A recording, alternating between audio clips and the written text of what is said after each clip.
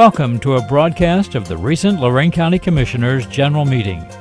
Unless otherwise announced, meetings are held Wednesday morning at 9:30 at the Administration Building, 226 Middle Avenue, 4th floor, downtown Elyria. These are public meetings and you are invited to attend. Agendas are posted prior to the meeting at www.loraincounty.us. Click on Departments to see the Commissioners page, then click on View Agenda. Well, good morning, everyone. If you'll please rise for the Pledge of Allegiance. I pledge allegiance to the flag of the United States of America and to the republic for which it stands, one nation, under God, indivisible, with liberty and justice for all. And our prayer this morning comes from Proverbs. A wise, mature person is known for his understanding. The more pleasant his words, the more persuasive he is. And Tim has our dog this morning. Good morning. Today we have a 2-year-old American Bulldog Pit Mix. It was available for adoption on the 10th. He's in cage 17. Again, he's available today. So very docile dog, very nice. Thank you. Have a good meeting. Thank you. Thank you.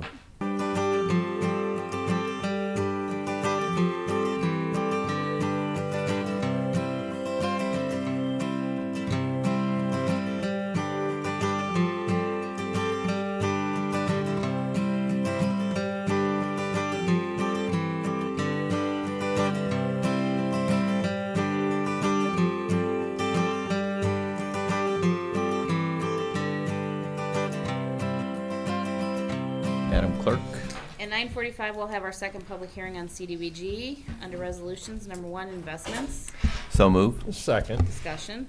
Mr. Lundy, Aye. Mr. Kalo? Aye. Ms. Kowski? Aye. Appropriations. So move. Second. Discussion. Mr. Lundy, Aye. Mr. Kalo? Aye. Ms. Kowski? Aye. Transfers. So move. Second. Discussion. Mr. Lundy, Aye. Mr. Kalo? Aye. Ms. Kowski? Aye. No advances, no repayments, requisitions. So move. Second. Discussion. Mr. Lundy, Aye. Mr. Kalo? Aye. Ms. Kowski? Aye. Travel. So move. Second. Discussion. Just a real quick discussion. It's something that we'll need to point out to departments. I know we don't travel that often out of state, but we just had a recent incident where, and I'm sure consumers need to be very much aware of this too. Maybe you've already been burned by it, but when you're traveling, you look at these deep discount airlines and you think, boy, that's a great airfare. And then they hit you up for luggage and a certain seat, and then they want to. Yeah. I'm surprised they don't charge you for the seatbelt. Absolutely, and then they give you a fancy menu that you can order from for like $20 for some chips and a pop. But it's just, I just would want to caution anybody who's going to be traveling to take a look at the big picture. Don't just look strictly at the airfare, because by the time you add these baggage fees in. We just had a situation recently where I think the airfare was $180 or $188, and the baggages ended up being pretty darn close to that. Yep. So it's just something we need to look at. Sometimes it's better to take another airline and not be misled just because it's a deep discount airline. And they shouldn't be able to charge these baggage fees in the first place. They got by without them for a long, long time. So, All in costs. yes. Mr. Lundy, Aye. Mr. Kalo? Aye. Ms. Kowski? Aye. Bills. So move. Second. Discussion. Mr. Lundy, Aye. Mr. Kalo? Aye. Ms. Kowski? Aye. Under the airport, enter into lease ratification extension agreement with Lorain County Air Lease, Inc. for 0.33 acres at the airport, effective December 1st, 2016 through November 30, 2036, at a cost of $222.30 per month with an operating fee of $34.65 per month. So move. Second. Discussion. Mr. Cortez, do you want to talk about this? Is one of these leases that kind of stuck with? Yeah. This is a, I wouldn't say, well, it's an archival lease.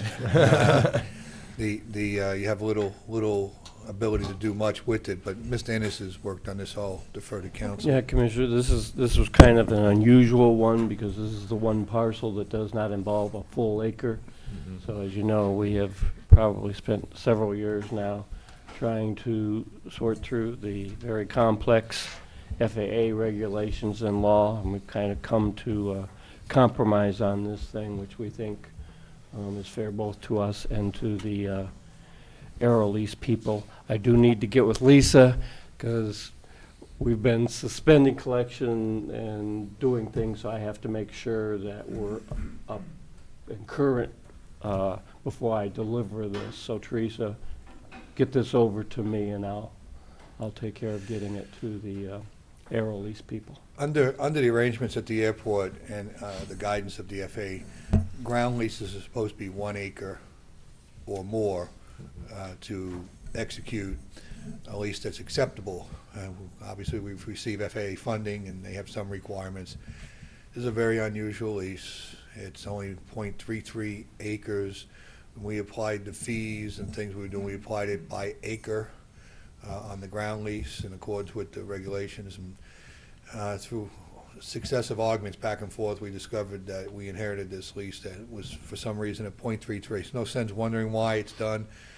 It's a legally binding obligation on this board that you received from the old airport authorities, so we'll get this all cleaned up and move forward.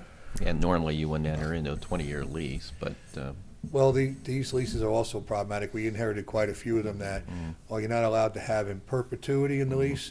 99 years. Having With an extension. having 50-year lease with two 50-year renewables that are unilateral, in my mind, that's pretty close to perpetuity. right.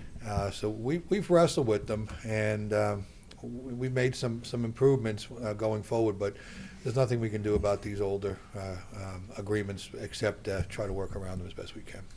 Thank you. Thank you. Mr. Lundy. Aye. Mr. Kayla. Aye. Ms. Kowski. Aye. Under Alcohol and Drug, request the auditor pursuant to Ohio Revised Code 5705.221 to certify the county commissioners the total current tax valuation and dollar amount of revenue that would be generated for the Alcohol and Drug Addiction Services Board to be placed on the November 2016 ballot in accordance with the Ohio Revised Code 5705.03B. They're requesting 1 mil for 5 years, 1.2 mils for 5 years, and 1.5 mils for 5 years, and the same 1 for 10, 1.2 for 10, and 1.5 for 10, or 5 and then 10, sorry. So move. Second. Discussion. Yeah, I understand they're going, once they get the information back from the auditor's office, they'll be coming in to make a presentation. Obviously, we have a serious heroin and drug problem in our county. We need to find other ways to try to address this, but they have to get the numbers back first from the auditor, figure out what they're going to have to work with, and then they'll be making a presentation to this board. Right. Mr. Lundy. Aye. Mr. Kayla. Aye. Ms. Kowski. Aye. Under the Commissioners, authorize various personnel actions as indicated on the summary sheet for employees within jurisdiction of Lorain County Commissioners. That would be Administrator Cortez. Actually, I do have a potential new hire in the Community Development Department that I'd like to talk to the board about. Also, an update with regard to the union negotiations at Children's Services. I met with Mr. Ferris and his negotiators yesterday, and I have a completed agreement I want you to discuss with me with regard to the Board of Developmental Disabilities.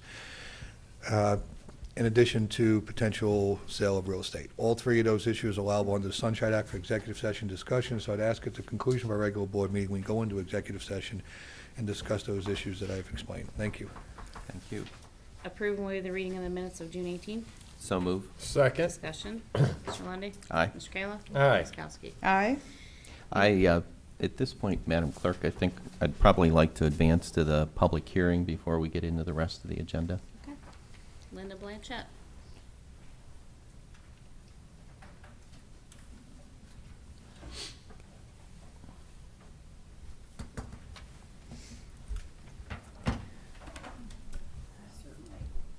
Welcome back for round number 2.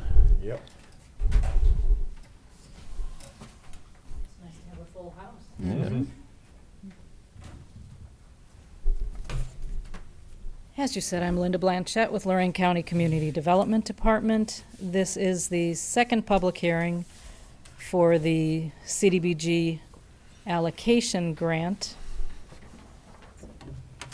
In order to make application for CDBG Community Development Allocation Program grant for program year 2016, we must have these public hearings. The first public hearing was held on March 23rd of 2016, where the program and general guidelines were given. These were the guidelines for the application. Also during that presentation, the eligibility requirements and the application process was discussed. During this second public hearing, I will present the basic grant requirements and proposed projects to be submitted.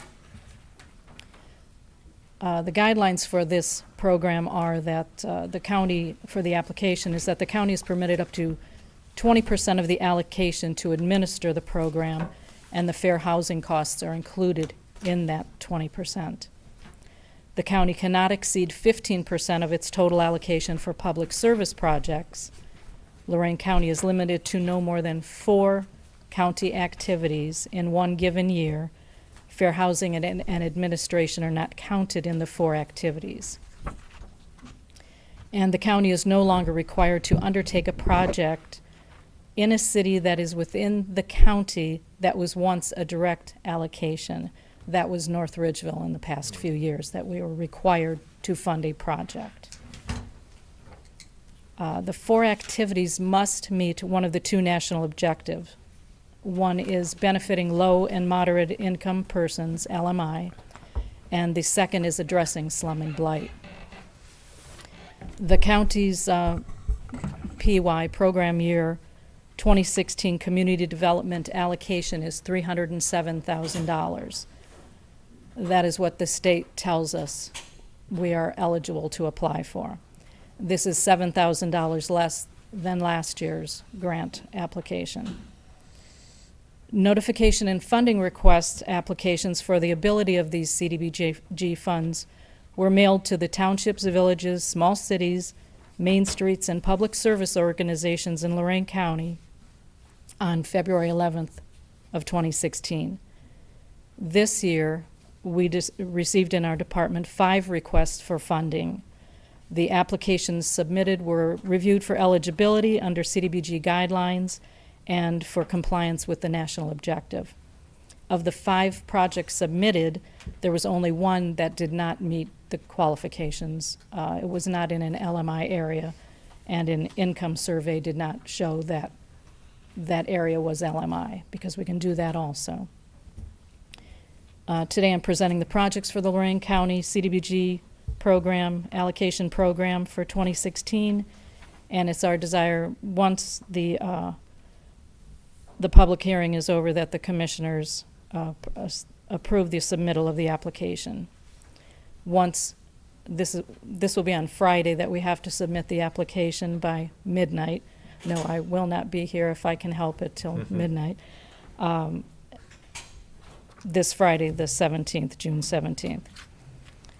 The proposed projects in the Community Development Allocation Grant Program that we are requesting funding for will be using allocation grant funds.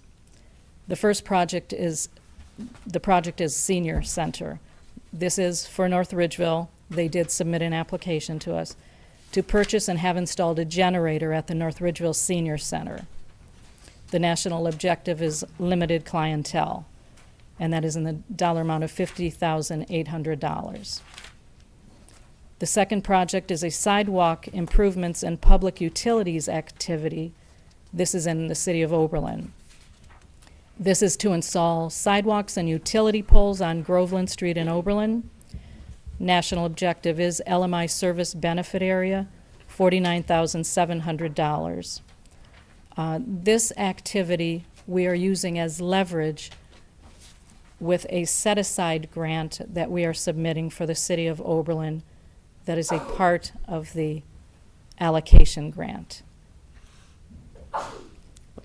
The third activity is a sewer facility improvement, street improvement project. This is in the city of Sheffield Lake to complete a storm sewer and street paving project on Robert Street. This is an LMI service benefit area, and the project cost is $105,100 using CDBG funds. The fourth activity is our public service activity. This is the Neighborhood Alliance to conduct their meals program. This is $40,000, And it is limited clientele, the national objective, and this meals program will service the cities of Amherst and Oberlin, the villages of South Amherst, Kipton, and Wellington, and the townships of Amherst, Brighton, Brownhelm, Camden, Elyria, Henrietta, New Russia, Pittsfield, and Wellington. All of the cities, villages, and townships that were not mentioned are serviced by other meals programs. So they all have meals programs. The number 5 is fair housing. That is for $9,000 to implement the county's fair housing program. And that is a requirement that we have a fair housing program in the grant. And then administration is $52,400 to run the program. All of these mentioned activities must be completed by December 31st, 2017. As I stated before, another component of this allocation grant is the competitive set-aside grant. The proposed project is the Downtown Revitalization Grant, and this is in the city of Oberlin. And the downtown program, the national objective is slum and blight, and they are requesting $270,000 for that program. Administration is also part of that grant, and that is $30,000. These activities must be completed by August 31st of 2018. This is where I spoke about the leverage, the project we're doing with the allocation funds. We're using it as leverage. Of course, we get points when they score our applications. This will give us more points when we leverage the allocation funds into the set-aside funds. And at this time, I ask for any questions. That takes care of the whole allocation then, with the administrative costs, we're up to the total amount? Oh, of course. Okay. Spend every dime. That's Every right. penny. Every penny, okay. Anyone here today interested in commenting? Questions? Okay. Just want to thank you for all the work that you've done on this, and sounds like a lot of good projects. The North Ridgeville one, is the senior center used as kind of a disaster type backup area? Well, or? Yes and no, Okay. but the main purpose for the generator is, should there be a power outage, they can still service their Meals on Wheels program. Oh, I got you. So that Okay. keeps that running. Okay, very good. Very important cog in the entire wheel that we have to run, so, yeah, North Ridgeville does a nice job out there. Yes, yes. Okay, well, that would complete the second hearing, and then I would make a motion to, Make a motion to close. motion to the close the hearing, excuse me. Second, hearing. Mr. Lundy, Aye. Mr. Kayla. Aye. Ms. Kowski. Aye. Now I would make a motion to adopt our program for this year moving forward so that we can not keep you up late at night on Friday. Right? second, Any further discussion? Mr. Lundy, Aye. Mr. Kayla. Aye. Ms. Kowski. Aye. Okay. We can return to agenda item 12, please. Increasing the sales and use tax pursuant to Ohio Revised Code 5739.026A2 and A3 and 5741.023 by 0.25% for a continuing period of time for the purpose of providing additional general revenues for Lorain County Transit and general revenues for Lorain County General Fund. Hearing will be held Wednesday, July 6th at 9:45 a.m. and I was asked to change this to Wednesday, July 13th at 5:30 p.m. Wednesday, July 13th? Yes. Okay. I have a conflict that Tuesday, Okay. Commissioner. Okay. It's okay, you're allowed to have conflict, you're a busy man. So move. Second, Discussion. Yeah, now we're going to open up for discussion. I guess what I'd like to do is first, I guess, have the board discuss, our thoughts on this whole thing. I do know that there's members of the public here. I guess I'll exercise the responsibilities of the chair here and the privileges of the chair. But I think what would be best is for us to have a discussion first about this and then provide an opportunity for the public to give us their thoughts and then proceed with a vote from there. trying to figure who's gonna go first. So, okay. Ladies first, you want me to start? Doesn't matter.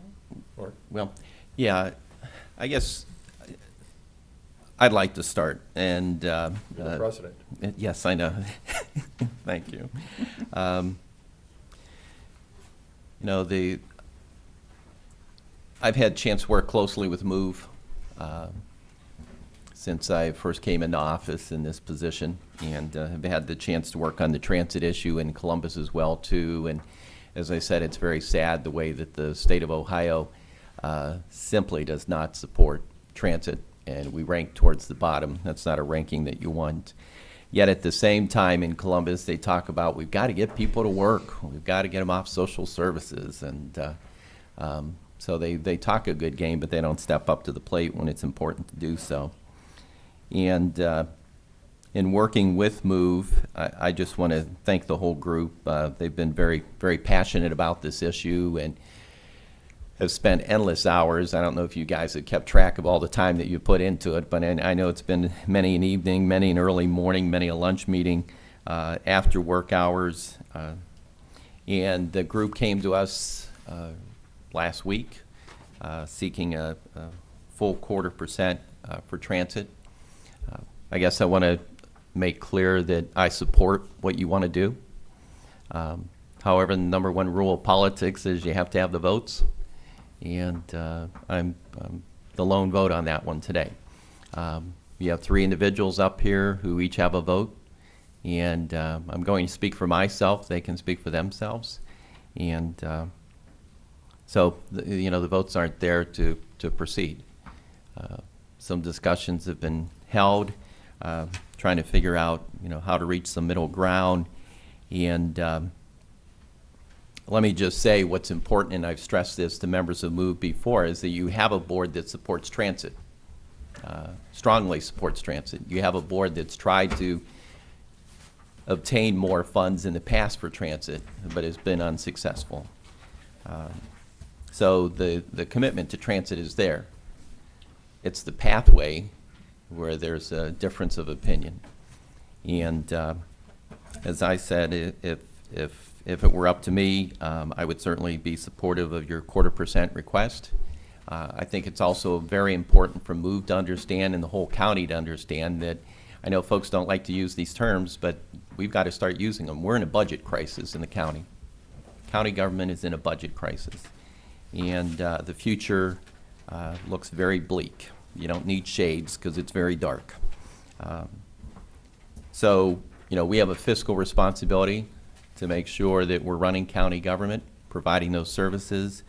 And so, believe me, I've expressed many a sleepless night knowing what the future looks like for this county, our financial picture. There is no question that we need to put a sales tax before the voters. No question at all, because we need the money and will be needing the money in the future. So, it's been proposed that, and I believe it was brought up during our discussion last week, that we look at maybe a hybrid approach, one that would make available some dollars for transit and for operating needs of this county. As I said, I believe we're in a budget crisis. And, in life, I guess what I learned in Columbus is sometimes you don't always get what you want, but you try to put together a plan that keeps the momentum moving forward. And while this is not the ideal packaging for MOVE, I wish the packaging was different, but while it's not the ideal packaging, I think it still keeps the momentum of transit moving forward. It still shows that the board is committed to doing it. I would only ask that because of the packaging maybe not looking quite the way that MOVE would like, that MOVE would join us in partnership, work with us together so that we can move this county forward, so that we can avoid a budget crisis, and so that we can also keep transit moving in the right direction and moving forward. For me, transit is a jobs issue, a very important jobs issue, and I believe that my colleagues feel the same way about it. But we've also taken an oath to run the county government in a fiscally responsible way and make sure that we keep things afloat and provide services for individuals. It's funny how people like to say less than flattering things about government until the services aren't delivered. Then all of a sudden they want more government. But, you know, I don't want families sitting in their homes wondering, you know, when the deputy's going to show up because somebody's breaking in the house. We have lots of concerns. Our justice system, you know, is certainly stretched. There's improvements that need to be made because we're responsible for infrastructure around here. But so if the votes were there, we'd probably be looking at a different package today, but they're not, and that's just the reality of the situation. But I can tell you my colleagues are committed to transit. My colleagues are deeply committed to making sure that the county is in good fiscal sound shape, and we're going to need to work together moving forward. And while this may not be the big step that everybody had hoped for, it's a step in the right direction. Commissioner Kalo or Kokoski? Either way. Right, what's up, it don't matter. Go ahead. Well, we all know that additional transit services are needed in Lorain County. And I think the question is how much more is needed. I know the MOVE group was asking to put a 1/4% sales tax on the ballot because their data showed that it would be more likely to pass a sales tax than it would be to pass a property tax. I don't think MOVE decided in the beginning that $9 million was the amount needed to get this initiative off the ground, but 1/4% is the least amount that we can put on the ballot, which equates to around $9 million presently. We know that that number will grow over time with the match money from the state and federal government, which will eventually be around $18 million.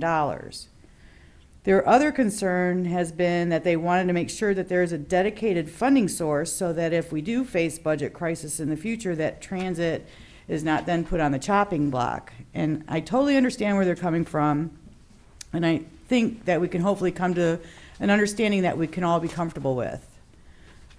The reason that transit is not functioning like it needs to is because of lack of funding. We used general fund money to support it, and when revenue shrunk, we had no choice but to cut the funding. I worry the same thing would happen with the 5 or 10 year proposal that MOVE was asking for. What happens after the 5 or 10 years is up and the voters don't renew it? Be in the same boat as we've been in. The money goes away, and then so does the services. If the county wasn't struggling to keep our head above water, letting this full tax go on the ballot for the voters to decide would have been an easier decision. But knowing what I know, in good conscience, I cannot allow a full 1/4% for transit to go on the ballot when we are in a serious budget crisis. And I agree with you, it is a budget crisis. We're borrowing money to pay for sheriff's cruisers, to put our roofs on our buildings, to pay for capital improvements that we've been defraying because we have not had the money for repairs. By the time we pay off these police cars, they won't even be working anymore, but we can't let our safety forces drive around in unsafe vehicles. Not to mention the costs that are on the horizon with the old courthouse, the software that's being discussed, the parking garage that needs a major overhaul. We have jail issues that need to be addressed. We still have not recovered, and we are in crisis mode with lots of demands on the general fund. It would be my recommendation to put a 1/4% on for general operations with a guarantee of a 1/4% of the tax to be dedicated to transit. So in essence, the transit would be getting $2.25 million and the general fund would be getting $6.75 million. It's my understanding from our legal that by resolution, a guarantee that transit would receive that portion of the tax would be in place for 5 years. I believe this would be a great start to get it back up and running. The match money for this could get ramped up pretty quickly and really get the jump start transit needs for its operations. We can look at it in 5 years, and if the voters see that there's a need and it's necessary, we can look at a standalone tax. But I would hope by that time the county is in a more stable position, then it would be something that we can certainly entertain. I think this is a fair compromise, and I think it gives you the guarantee that you wanted. And I think this would be a great partnership that we could all be very proud to be a part of. So that would be my recommendation. Yeah, I'd like to thank MOVE. We've had a lot of discussions, very active group. Nice to being brought to the forefront. Again, Commissioner Lundy, all your work with bringing transit back up is a different view from where we've been at. I got to thank Jerry Innes, who has spent uncountless countless hours trying to find all these different scenarios, trying to address the issues, because in our luncheon, and we had spoke before, Bill, and we had Chris Carroll there from Flavor Seal, and Brian was there, of course, discussions as under all the language, there was no guarantee a transit was going to receive any money. I had a couple issues I spoke about last week. You were asking for a 5-year temporary sales tax for the full 0.25%. Again, having been in transportation since I've been here, the board has allowed me to serve on NOACA, and I've spent a lot of time on transportation issues, talking to venues across the country over the years. Our needs, again, are important in regards to transit, getting people to work, and that's probably the number one point. But again, on a 5-year temporary that you were asking for, looking forward at $9.5 million or 925, whatever it might be, and being able to capture the match money is going to take quite a while to roll that up. As I spoke, we've lost about $15 million the last 3 or 4 years that we've had to give to other transit organizations. Our region thanks us for that, not having match money. The amount of buses to get up to a $20 million plus system, it would just take a lot of time to get that type of match. The $2.5 million, I think we'll be able to ramp up quickly, so you're not looking at this gigantic carryover in 3.5 years and you still only have 10 buses on the road, and we haven't gotten our full match from the feds because we're just getting in the funding revenue and then going back to the voters at the end of 5 years and not really accomplishing what the goals were set out by the MOVE organization in that amount of time. I think the $2.5 million that would come out, or 225, whatever those numbers work out, 25% of the 0.25%, we can ramp up, improve service, and then show that transit does work and there's a significant need for it. The groups you've brought together around the county, we now have the eastern portion, the business community, talking about how important it is. I mean, we spoke to a lot of those business people through Team Lorain County, through the Chamber of Commerce, and all of those chairs are on board with having a transit levy put on the ballot, but also while addressing the needs of the county. We've never recovered from the 2007, 8, 9 recession, depression, Great Recession. And the economy's starting to bounce back. We're seeing the communities a little bit more philanthropic. They care about these issues. They're more appreciative of government. We've seen what's happened in the city of Elyria. They've increased their income tax to provide services. City of Lorain a couple years ago in regards to their infrastructure needs and taking care of their roads. As I'm working around the county. So again, I brought this up last week, again, in discussions with other entities from, around our region about a hybrid approach and meeting your guarantees that you would ask me for as part of MOVE, the executive people of MOVE. Then I think it meets everything you asked me for except the $9 million. It gives you about $2.25 to $2.5 million, which I think will give us a significant ramp up, because the most county government ever gave when we had 14 routes was about $1.3 million, I believe. And if I'm wrong, Pam, tell me, but somewhere in that range. This would double whatever the investment's ever been by county taxpayers, and I think that would give us a significant boost in our transit and then show the public how important it is by not having complaints. Because even in the past week after the presentation here, I've had people talk about we don't need buses, but there's always the naysayers out there. I think we can put a very effective campaign on, not only in regards to the issues here at the county, but in the issues that you guys hold so dearly. And I hope that this compromise works as a partnership to start, and in 5 years we see that it's working well, and we go out for the full 0.25%. And by that point we'll have as much match money that we can then make a system that really works well and meets your expectations from all your studies. That's about all I have, Commissioner. So those are the comments of the board. I know that there are members of MOVE here today, and I'm going to exercise the option of the chair to, instead of waiting till the end of the meeting for public hearing after we voted, now's the time for any input from members of MOVE. If you'd like to share some comments, if you could direct your comments through the chair. Mr. Harper. William Harper, 38555 Short Road, Penfield Township. Morning, Bill. Good morning. He knows the drill. He does. Been here before. Thank you, Commissioner Lundy, Kalo, and Kokoski. Appreciate your heartfelt review of this proposal. Also want to thank you for something that is rare in public discourse today, which is the civility of the conversation and the availability, quite frankly, of all of you to meet with us and to share your thoughts. So greatly appreciate that. And appreciate the fact that you've put a proposal on the table and are moving forward with it. Unfortunately, our group cannot support this. We believe that the amount that we've laid out is the minimum required really to put a system together that would meet the needs at the very beginning level of Lorain County citizens. And we have a number of folks here who will testify to that fact.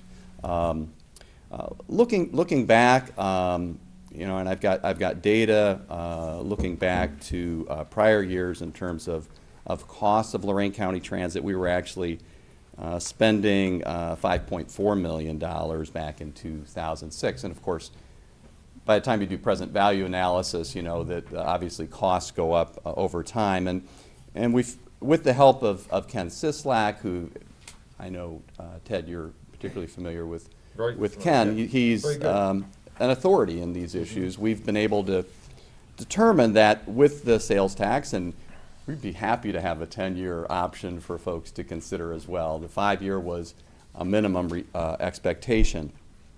But with the amount that would be raised by a 0.25% sales tax, the service would be every 30 minutes for folks that were standing out there in the cold at the bus stop.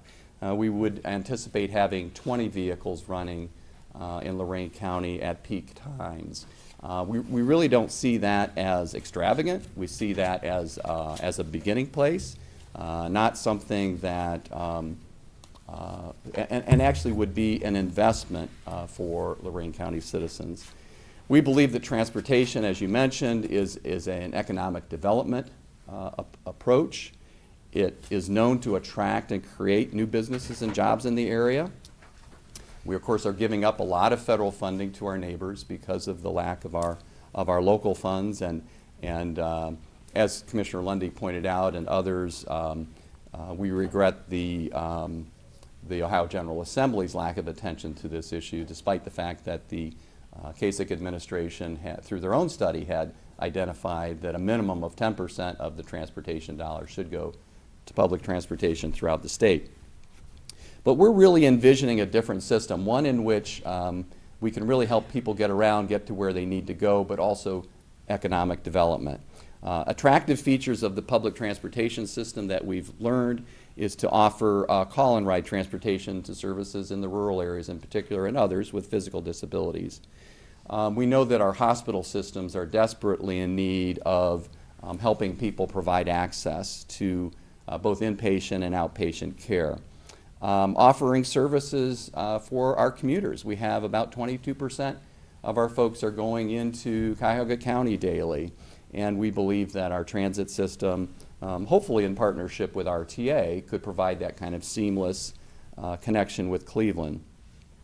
And certainly routes that would connect our food deserts, particularly in neighborhoods in Lorain and in the city of Elyria, and our job deserts with the jobs that exist, particularly along our eastern suburbs and other areas. So we certainly don't see this as a luxury. I know you don't either. We think that, we know from our polling that voters would support this.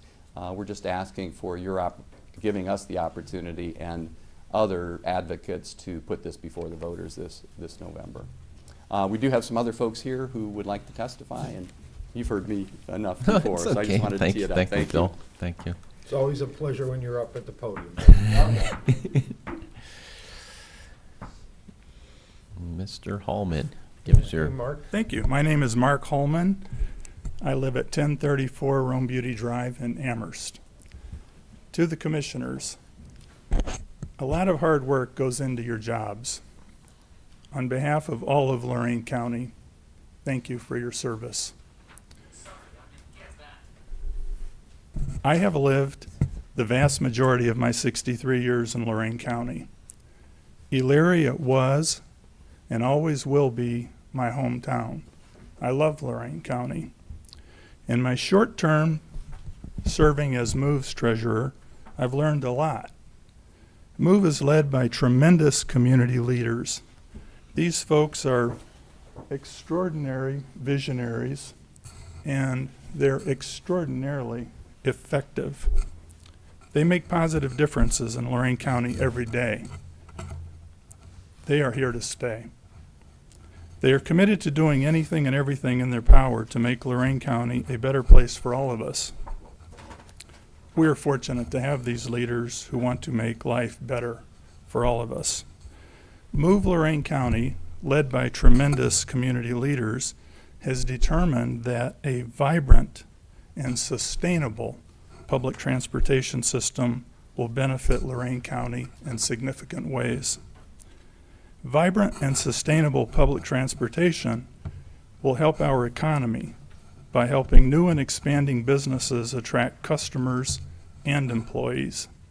MOVE has determined that some businesses in Lorain County cannot hire needed staffing because the employees they would like to hire cannot arrange for transportation back and forth to work. Helping these businesses and employees connect will help the businesses flourish, which in turn will help the overall economy in Lorain County. Vibrant and sustainable public transportation will help Lorain County young people access education opportunities.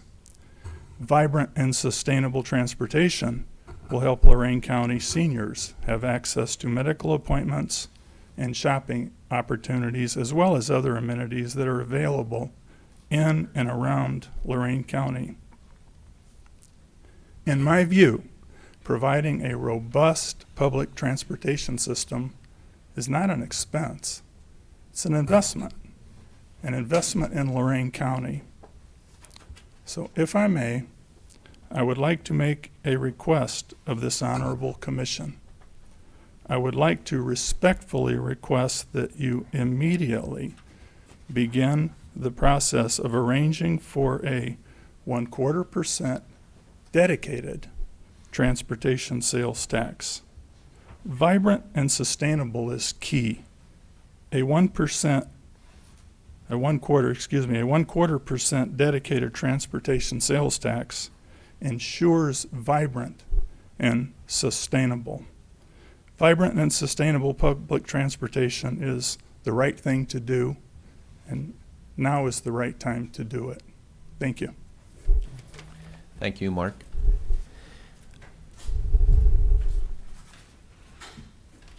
Mr. Whitfield, morning. Good morning, Frank. Good morning. Frank Whitfield, live at 337 Hamilton Circle in Elyria. To put some context to who I am, Frank Whitfield, the president and CEO of the Lorain County Urban League, but more importantly, a lifelong resident of Lorain County. I was just on the radio this morning talking about this issue and introducing myself, and I said Lorain County is all I know. So I know how important this issue is. I know what it's like to miss class because you don't have a ride. I know what it's like to ride your bike in the rain to LCC from the south end of town. I've lived these things. So this is something that's very close to my heart, and it's an honor to be a part of Move Lorain County. I'm on the executive committee for that. I'm also on the community council for the Northeast Ohio Area Coordinating Agency, NOACA, as Commissioner Kalo mentioned before. So having the perspective of coming from this community, being involved in grassroots, and now being at a nonprofit leadership level, I recognize, and I've had the opportunity to see where development is. You know, I've just was in New York last week and got a chance to see what it's like to have adequate transportation to get around. And one of the things that I wanted to share is that, and all that learning from my personal experience and where I am today, and where the nation is going, where our region is going, our county is swimming against the current. And let me explain why I say that. One is that the data says that people want this. This wasn't an emotional decision. We went out and surveyed and asked the public what did they want, and this was what they came back with. Employers, we just got news that Rydell was relocating to the suburbs. So we have multiple companies relocating to the suburbs, and Rydell has even said that they're going to create more jobs. So how are people from Elyria and Lorain going to get to those new jobs? They're going to be created in North Ridgeville without an adequate public transportation system. We've gotten letters of support from respected community leaders. So these aren't just individuals and families saying, hey, I need a ride to X, Y, and Z. These are leaders in the government level, the business community, the faith community. So respected people in our community who are saying that they want this. There's also research that shows that this is what is needed. So this 0.25% sales tax isn't something we just came up with. I think they shared the data with you last week that if you compare our county to Lake and Stark County, we put in $1 million in transit. So how much do you think, how far away do you think we are from Lake and Stark? We put in 1 million. The next lowest is 11 million. So we may be saying that this 0.25%, this 9 million sounds like a lot, but we're so far behind that this is just catching up to the rest of the status quo. If you look at Stark County, they're putting in over 16 million. So this is not, the number may sound like a lot, but in context, we are far behind. Another issue that I believe that we're swimming against the current is the opportunities that are growing in this region that we're disconnected to.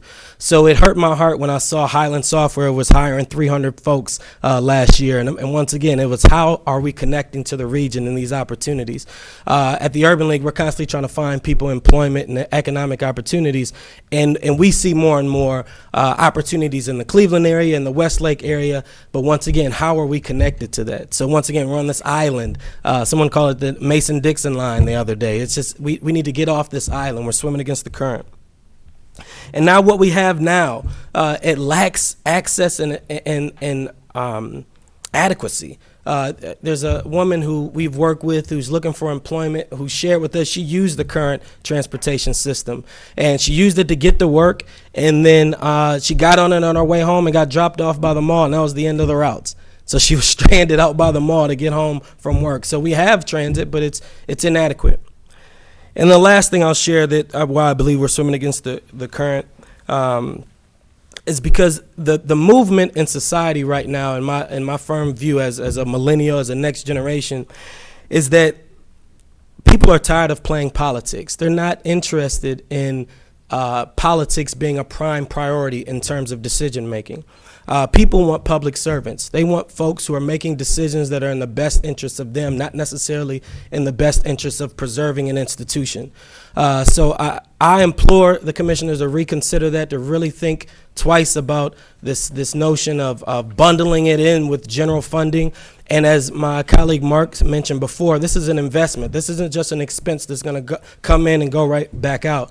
By making this investment, you're going to see an increase in revenue for the county because more people will be working, more people from Cleveland will be coming out here shopping, and this is not just an expense, it's an investment. So I'm asking you to help us move Lorain County forward and to dedicate a 0.25% sales tax and let the public decide. Let's not make that decision here. If the public doesn't want it, hey, they made their decision, but let's let the public decide on it being too much or any other opinion that may be holding this back. Thank you. Thank you.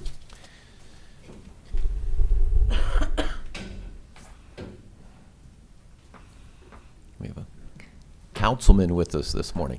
Good morning, Joe. Morning, Joe. Good morning. Joe Miller, 433 North Point Boulevard. School's out for the summer, right? Yep. Yes, it is. Speaking of school, I think Frank hit on that rather well when it comes to getting people connected with our excellent institutions, and particularly Lorain County Community College. But what I'd like to do, first of all, is thank you all for your service to the citizens and communities such as mine in Amherst. As a city council member, I've been able to come to understand the demographics of Amherst and the surrounding communities, and Amherst sits as one of the communities in the main corridors connecting the north and south of the county.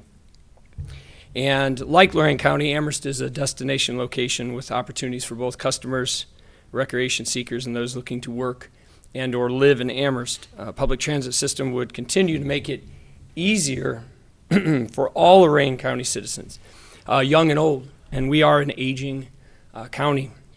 It's not the old that will need this, it's the new ones that are coming in saying, I would rather not drive. We have 21, 25-year-olds that have no interest. They want to work, they really don't want to drive. So with these connections through this transit, through MOVE. I can see Amherst and other fine communities making available to our Lorain County citizens these great services and opportunities. So, like in council, I enjoy a short, sweet speech, and I will end it with, I'll just ask you to please consider joining the many businesses, city, and organization leaders in providing this much-needed and essential job-creating transit system. So thank you for your time. Thanks, Joe. Thanks, Joe. And we have a councilwoman in our midst, too. Good morning. Good morning, Sharon. My name is Sharon Pearson, 264 North Pleasant Street, Oberlin, Ohio. I want to thank all of you for considering the proposal from MOVE. I want to tell you a personal experience. When I moved to Oberlin and was working in Oberlin, I didn't have a car. I didn't need one. But because of my involvement now in the county level, I recently, just a couple of weeks ago, acquired my mom's car, 132,000 miles. She's been putting lots of money into it every month to keep it maintained. I hate to drive. I look forward to the day when I can use a public transit service to get me around the county without having to borrow rides and other things. In fact, one of my dreams is to be able to go downtown Amherst on a public transit system. That's what I really want to be able to do. But what I'm hearing today is that there's a proposal for a split. That hurts my heart when I think about being able to get downtown Amherst on a public transit system on a weekend. The split that's being proposed does not seem as though that's going to be viable for me in my lifetime. What MOVE has been advocating for is a capable, sustainable, smart, and accountable public transit system, one that's dedicated. And the only way to make this happen is with a 0.25% sales tax. When I was involved with the last public transit initiative, when we were looking at a property tax, dedicated, raising about $400,000, I wasn't really a fan of that at that time, but I didn't have any data to show otherwise as to why I shouldn't support it. But now as a member of MOVE, I have data. We have talked with Ken Sislak of AECOM, who has been around the world looking at various public transit systems. I've done my own research. I get Google alerts on public transit. I know what's happening around the county. We're not alone in our request here in Lorain County. This is something that's happening nationwide. And if we don't catch up, we're going to get way far behind the system. And I think it's going to be hard for us to really catch up with everybody else.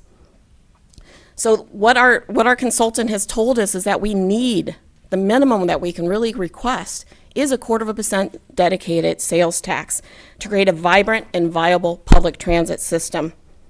So if we truly believe in investing in our Lorain County residents and in helping people get where they need to go, and keeping our young people, then you will consider a full dedicated 0.25% sales tax. Thank you. I really feel like we're so close to what we all want, the same thing. It's just the dollar amount is different, and this could be the first step in that next process of putting a standalone tax for transit. But this will give us the ability to ramp up those matching dollars. Just a matter, the dedication is there.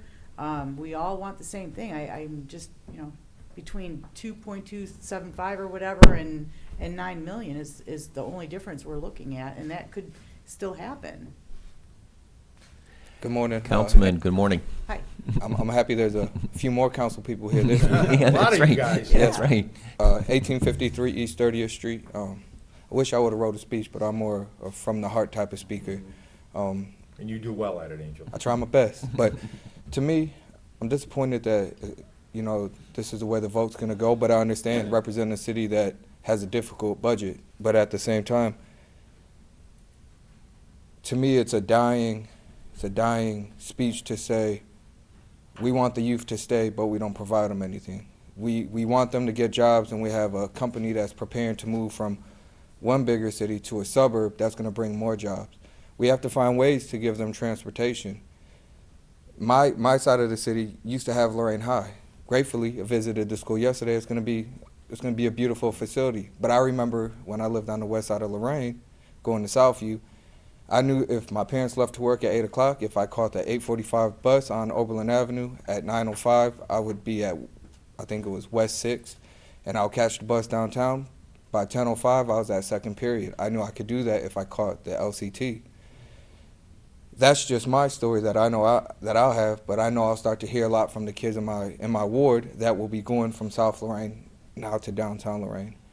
I think it's important that we really look at a way to provide this transportation because it's something that we need. We cannot keep saying that from my city's the 10th biggest city in the state, but we don't provide jobs, or we cannot provide transportation to get to these places. As other elected officials here, we have to be able to work together, and I'm glad for them, from coming from Oberlin, from coming from Amherst, to say that we need this. We have to find a way to bring this transportation because it's something that our county needs, it's something that our youth needs, and it's something that everyone in the whole needs to continue to grow our county. Thank you. Thank you. Thank you.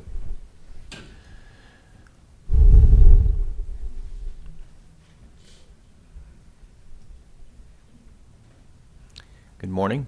Good morning. Good morning. I'm Emily Laurel. I live at 2002 Aquamarine Boulevard in Avon Lake. I work at United Way, and in doing so, I coordinate the Lorain County Free Tax Prep Coalition. I have the privilege of meeting many, many, many Lorain County residents, hearing their life stories. One of the things that we do as a coalition is we offer a survey at the time of the tax return, and one of the top uses of a refund this year was transportation. I could tell you countless stories about people's needs for transportation, but I'll share one with you today. I had a client come to get their taxes done at Ohio Means Jobs. It's central. It should be easy to get to. It's on 254. Everybody has to get there. They had to pay $50 for a taxi to get there because the bus couldn't get them there and back home in time to get to work. People have to pay taxes. They have to do it every year. They have to file their tax return, whichever way they choose to do it. It shouldn't be a challenge to get to a place to do so. People should be able to get there. We need a quality, accessible, sustainable public transit system for the people of this county. And that's going to start with the investment of a 0.25% dedicated sales tax. Thank you. Thank you. Others wishing to speak at this time? Okay.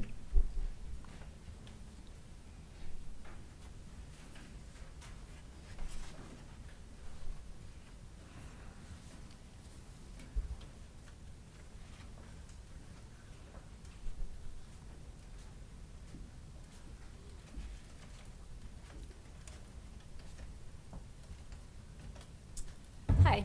Good morning.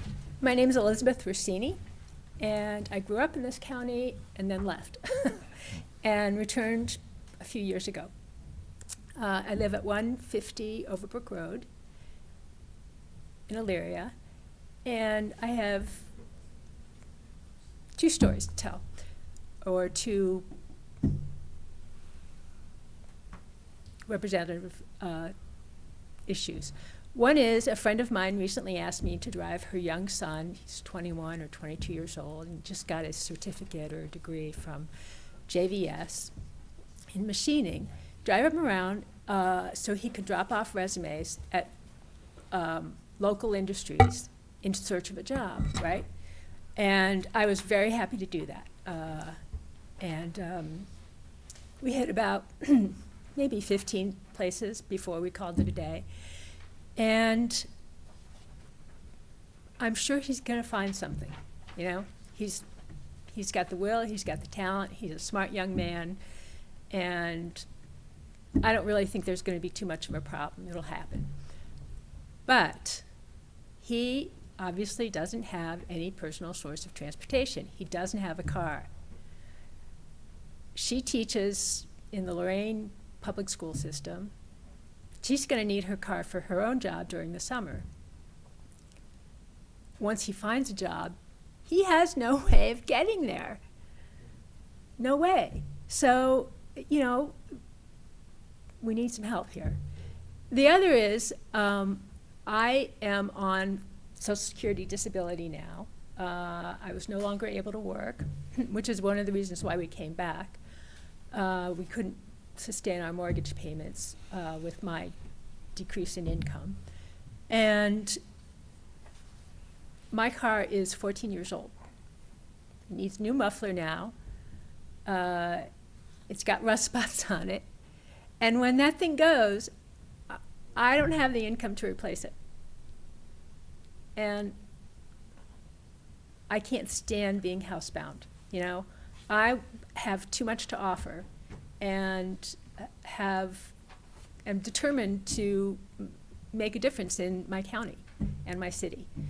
I think that there's just, you know, there's a lot of passion in this room, right?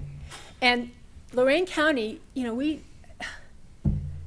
want to grow this county, right? We've got a huge budget crisis in Elyria and in Lorain and in the county.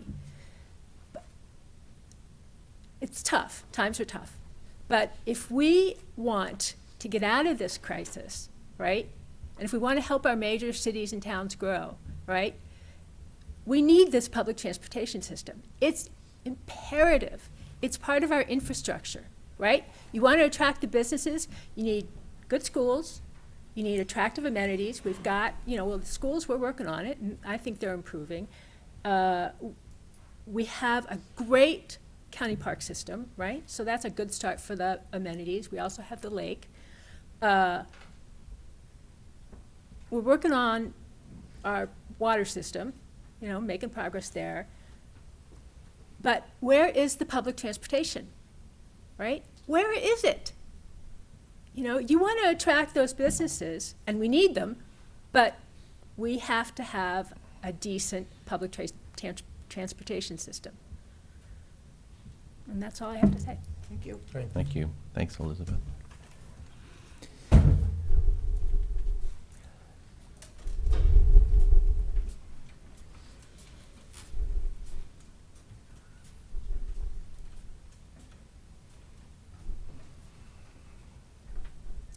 Morning, sir. My name is Tommy Harris. I'm 515 Berkshire Road. I am a pastor here in the area, born and raised here. Just moved back here from Indianapolis. As I hear everything going on, I see you guys have a tough job, tough task that you have to do, and hearing the passion and seeing these leaders coming together to bring forth transportation. I remember going to LCC, waiting on the bus to get to class. It helped me to get on, because I didn't have any way to get to class, to get to LCC. But one of the things I want to share is, even in budget areas, we have to walk by faith. I think everything we do, we walk by faith and not by sight. When I moved back here, it was a faith walk. When I moved to Indianapolis, it was a faith walk.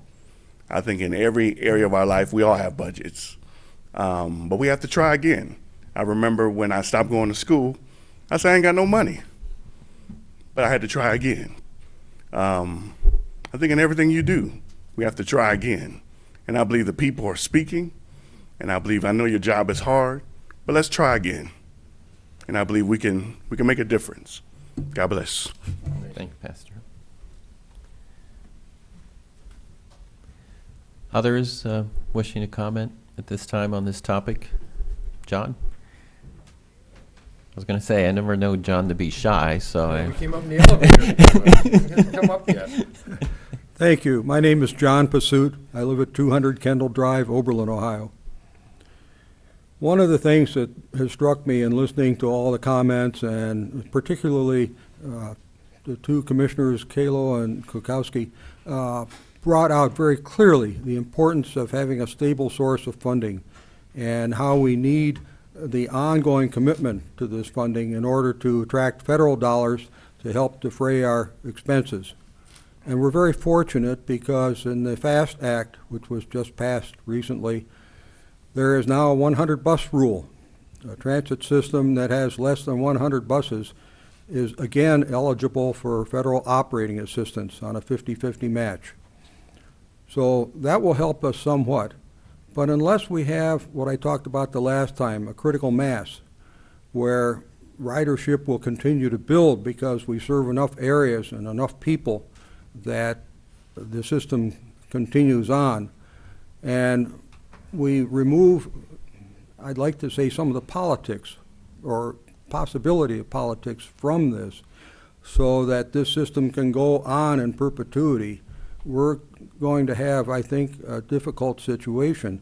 It's been 7 years now since we lost our state funding and had to collapse our 14-route system. So I'm hoping that we can find a way forward where we can get an adequate amount, as MOVE has requested, an adequate amount of funding to build up the mass that we need, and also be able to guarantee companies that want to come into the area that we will have a public transportation system that they can count on going forward. Thank you. Thank you, John. Others willing to speak this morning? Okay. Commissioners, any additional comments? Yeah, exactly. Again, I appreciate everything you guys put into it. Frank, you're probably the most passionate. I understand because you're one of the new millennials. Angel, you might be just a little bit past that. You are, Frank. Angel might be a little bit above that yet. But, and I really understand the need for transit. Again, I come from Lorain. I understand what goes on there. I actually had a business in downtown Lorain at one point. And again, I understand your pleas for the 0.25%. Currently in this financial outlook, though, and I understand the data. I get data all the time on a lot of issues, and they're all great pleas. But we still have an obligation to look out not only for the issues that are wanted, like the transit and your 0.25%, but also what the public is willing to participate in. I think this gives us a good roundup. Again, it gives us a starting point to get back in the game significantly. $2.5 million is no money to sneeze at, when in the past we didn't. And we had somebody said we had $5.6 million into the program. That was with match and all. And that was only giving less than $1 million a year to get to that $5.6 million in service. Because Commissioner Kokoski and I were both here in '06 with that funding level. But I think from a standpoint of looking at the needs that are out there and the ability to grow the system properly, we have to have a starting point, because transit is taken.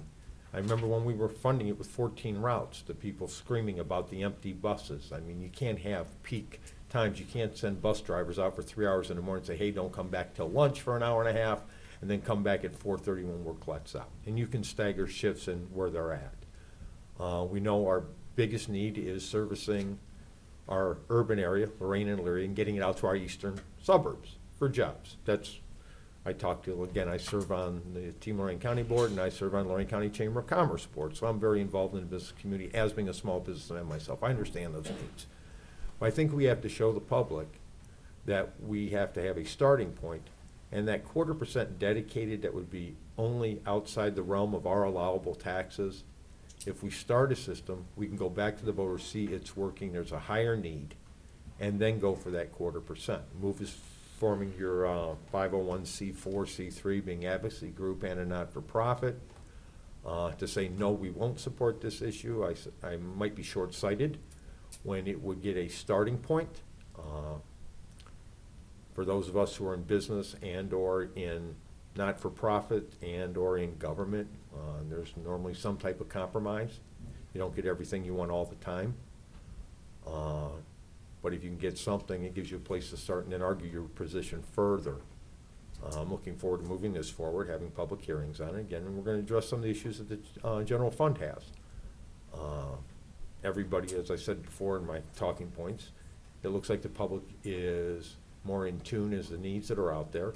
We're going to have multiple issues as you read through our agenda that are going to come forward to go on the ballot by August when we have to file. You saw the alcohol, drug addiction services, and I've met with Elaine Jorgis, and there's a significant heroin issue. For those of you who are out there, again, I'll refer to Frank and Angel, who are in the middle, and probably Tommy also, in our communities, that needs to be addressed. We have a drug lab and coroner's issue. The coroner's been back here multiple times, again, due to the heroin epidemic and the opiate abuse, that he needs more dollars to perform the autopsies that are needed. And our law enforcement needs the drug lab to perform more drug tests so we can catch the bad stuff in light of fentanyl and the new product that was just discovered in Lorain County a couple months ago, U411. 3-methylphenol and, What was it, the U4114 Yeah, or some doesn't- number? I'll probably refer to the press Right. out there because they wrote the story. So, I mean, we've got those significant issues along with having a tuberculosis clinic on there and refunding of that, which we had reduced a few years ago and privatized the Mercy Hospital, and they've done a great job with that. So there's going to be multiple issues, not to mention the ones from all the schools and the cities and everything else that everyone's talking about. So I think in regards to the transit issue, which everyone is here for, you know, outside of, you still have a global look, I think, at the issues facing the county overall. I don't think it's all narrow-minded blinders on going just transit, just transit. You'd like to start a system, you'd like to have us amp a system up that will service most of the needs, maybe not all the needs. And again, your discussions at your meetings about having Lyft and Uber and some other, I hate to say outside the box, but some other avenues for doing transportation are probably something needs to be continued to look at, maybe to augment some of those issues outside of what this, you know, $2.25 million would start up. But I'm still comfortable going with this. Again, not everybody would agree, but again, there's always some compromise involved. But I'm willing to commit to transit. We're gonna go out and work for this to get it passed. I would hope that we would have some participation. And then prove we can do a good job, and then go to the voters asking for the full 0.25% and see what we've done so far, and here's what we want to take it to the next level. So I don't have a whole lot of other comments, Commissioner Kokoski. I'm just going to echo what Commissioner Kalo said. I did a good job wrapping it all up. And I just want you to know, just because I'm sitting up here doesn't mean I can't relate to what these people are going through. I have twin boys that are 26. Neither one of them have vehicles, trying to get to work and back every day. Uber mom, that's who I am right now. So it's not, I know we need a transit system desperately. Affects me personally, and so I understand. So, but I do think right now is time that we just compromise, work together, and hopefully in 5 years from now we can put a dedicated full 0.25% on for transit. But right now, fiscally, it would be irresponsible of us to do that. My closing thoughts would be the number one question I guess I always got as a state representative is the same number one question I always receive now as a commissioner. What are you doing about jobs? And I certainly see this as a jobs issue. I've had people come up to me totally unsolicited who said, hey, keep that talk about transit going. Also getting an education, not aware about the inefficiencies or the ineffectiveness of the transit. Like I said, that's not due to efforts being made. It's just due to, quite frankly, lack of funding to do things the way that we'd like to be able to do things. My gut and my heart tells me the time is right. Sadly, this is a missed opportunity. Am I disappointed? Of course I'm disappointed.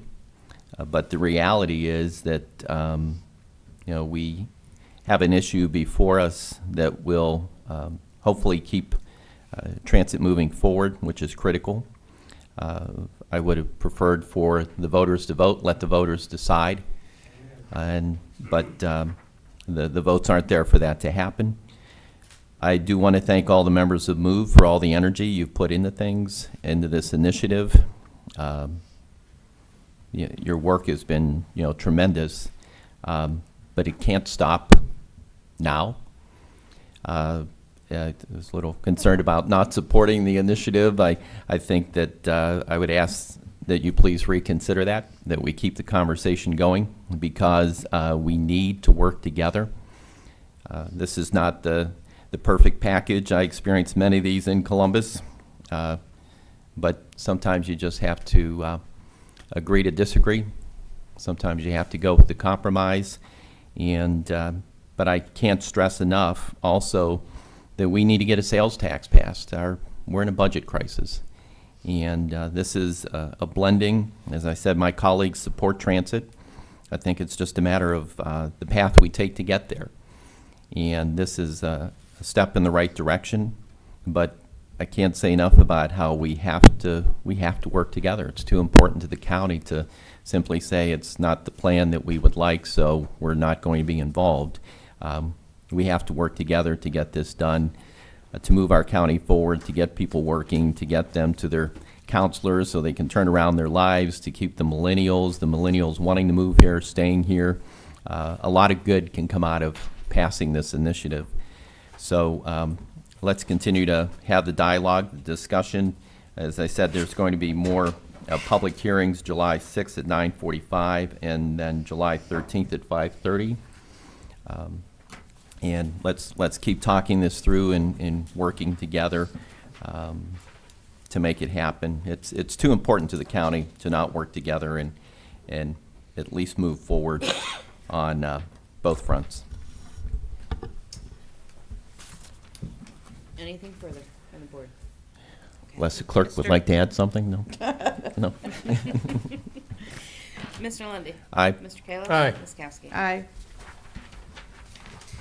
Okay, request Lorain County Auditor pursuant to Ohio Revised Code Section 5705.19 LL and to certify to Lorain County Board of Commissioners the total current tax valuation of the county and the dollar amount of revenue that would be generated for 5 years for the Criminal Justice Service under Section 307.45A7 of the ORC for support of the County Crime Drug Lab and County Coroner under Section 307.45A6 with 0.16 mils additional to be on the November 8, 2016 ballot for duplicate year 2015 collectible in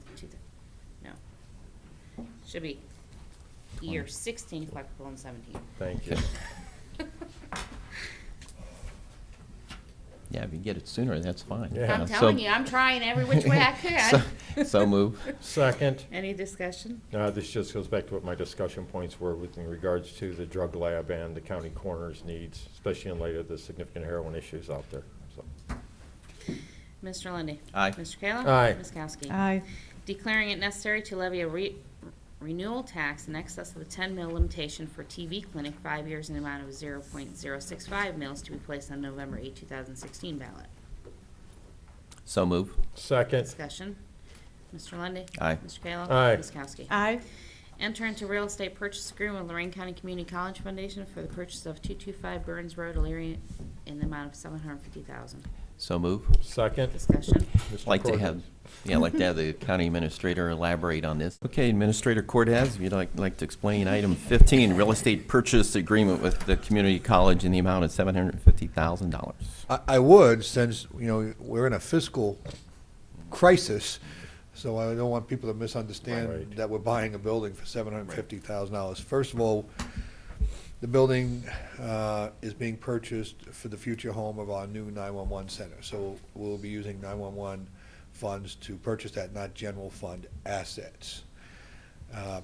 The building was donated to the College Foundation about 3.5 years ago.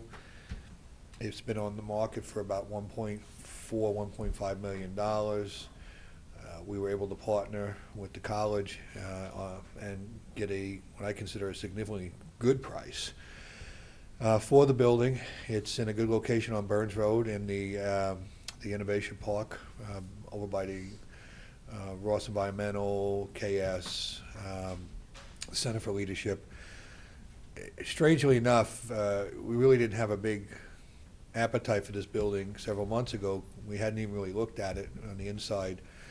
We went over just as let's take a look, and we would have built the building the same way for our call center. It was a call center approach when Equity Trust was in there. We would have had a very similar build on a brand new building with the bullpen and the side offices, and the infrastructure is amazing. The cabling's there, the data center's there, all the networking needs are there. We just went kind of like, wow, somebody built a building for us. And the building's very, very well built. So it's a great opportunity for us to let folks know why we need to do this. The next generation of equipment's coming. The state's working very vigorously on standards for that. If things go according to plan, according to what the state's trying to map out, all the PSAPs eventually will be able to talk to each other in all the communities, which quite frankly, some of the communities have multiple PSAP locations, and unlike Lorain, where we have a centralized PSAP, they don't even talk to each other in their own community, never mind statewide. The next generation equipment is going to be able to do that. It'll also be able to, I'll give you an example, take a call from the corner office of a building. They'll be able to, even with in-house phone systems, be able to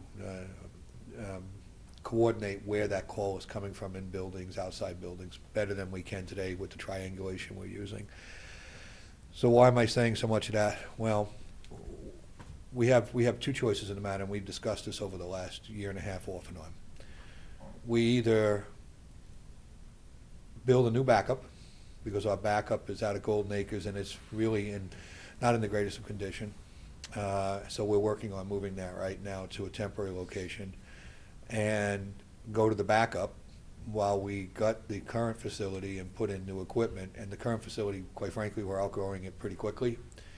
So that's only going to get us a few years down the road at best, and then we'll have that huge investment. Or we establish a new center. We don't have to move anybody around. We put all the new equipment in over the course of the next year and a half, and we make it turnkey, and then we move from our current center to the new center, and our current center becomes our backup center. The cost effectiveness of that plan was, undeniable to do it that way. I will tell you that I'm undertaking quick action now to move our backup location to another location, so that we have a backup up and running outside of a closed facility, which I'm not comfortable with at all. So that's happening, and that backup will be located in this building, in the back part of it. The building gives us ample space. It will not interfere with building out the front area for our future home of the primary. At that time, the backup will be disassembled, and we'll use the one over on Gates Boulevard. Makes a lot of sense. We're spending millions of dollars on software, communication equipment, towers right now. We are moving in the right direction with Tyler and New World. Had some conversation. We're going to do our test live next week. Then we're going to have an event down there, and there's a couple other things we've talked about that we'll be announcing shortly. I'm meeting with some companies next week on those other issues that the board will probably be announcing to the public, some of your global initiatives with the safety forces in Lorain County. It's a really exciting time with the 911. The new equipment is probably going to cost about $5 million, and we'll probably do about $300,000 worth of enhancements to the buildings so that all that's done, and there's nothing that infrastructure-wise that needs to be done for the next 10 or 15 years. Wonderful. About time. We've been looking for 3-4 years. We looked at enough buildings as a possibility for our 911. So no, this was nice that it came along, and we've been able to come up with a purchase price. And also try to keep the jobs in the city of Elyria with all the I will say that exodus going on. you made it a little difficult for me to find place, because you did say you wanted to, with the jobs that were leaving Elyria, you wanted to try to keep these jobs in Elyria. That was a little challenging. Well, and it was a little depressing to some of the other entities that really would like to have some county jobs there, but it is what it is, and hopefully we'll be able to develop greater partnerships with the college, with training, and the new requirements for dispatchers. Not only is it going to be equipment and what the equipment can do, but there's also going to be CEU requirements for dispatchers, additional training requirements, not just for us, for all of them. And sooner or later, one of these community colleges is going to catch hold of that, and they'll maybe be able to centralize the program there for other PSAP centers, because there's just not enough population of dispatchers. It needs to be done on a centralized basis to make the training cost effective to provide to the community. Yeah, I just wanted to point out our dispatcher jobs, probably the best paying jobs that we have in the county. So that certainly makes for good. Well, they're the best paying jobs the commissioners have with regard to the type of work and what they do. But you do know that our success rate is not very high with candidates. We're starting a new class next week of 3 additional potential dispatchers, but history tells us 2/3 of those do not make it to the end of the road. It's a demanding job. We've changed a lot of things. We've increased a lot of our proficiencies. We've installed the quality assurance program. It started out small, and it's grown into something big and complicated, and it's not going to get any smaller. It's just going to continue to grow as the needs grow. And we will be bringing on an additional dispatch requirement with one of our cities in the near coming months, which is just going to make the job even more challenging. I will take a cheap plug here. If you're interested in being a dispatcher, we're still taking applications. They're Yes, we online. Please visit and fill out an application, but with the knowledge that even if you successfully make it to our pre-screening and our lead screening and our test that we give, the journey is still long and hard to be successful in that job.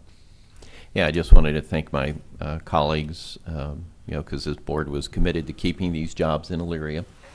And, Elyria's been on a bumpy road here with Bendix Riddell recently, and but the board was very strongly committed to keeping the jobs here. And also want to thank the College Foundation, because they certainly worked with us on this building.